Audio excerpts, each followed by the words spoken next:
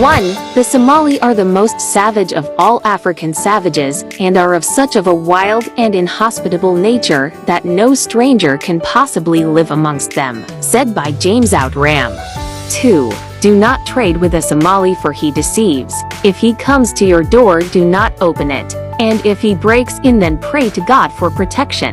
Arab saying.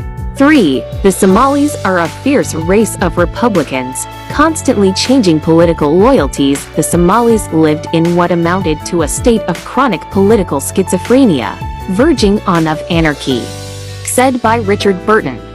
They are great liars, promise much and perform little, unless it suits their interest. The Gentleman's Magazine, Volume 282.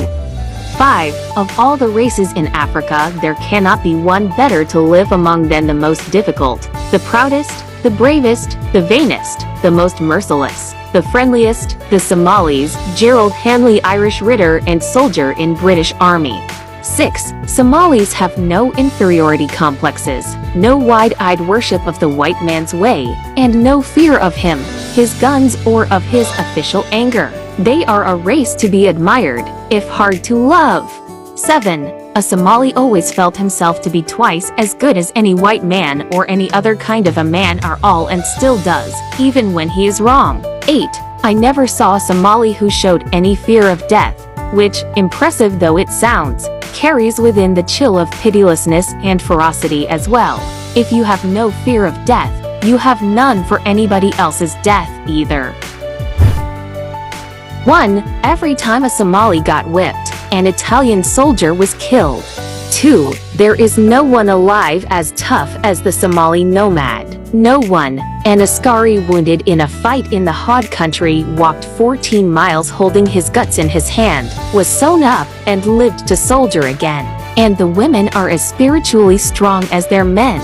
3. The Somalis boast that over 100 nations came to their land to conquer, but yet never did. This includes Britons, Germans, Italians, French, Ethiopians, Greeks, Arabs, Persians, and so on, and they were all defeated, especially the well-armed white man.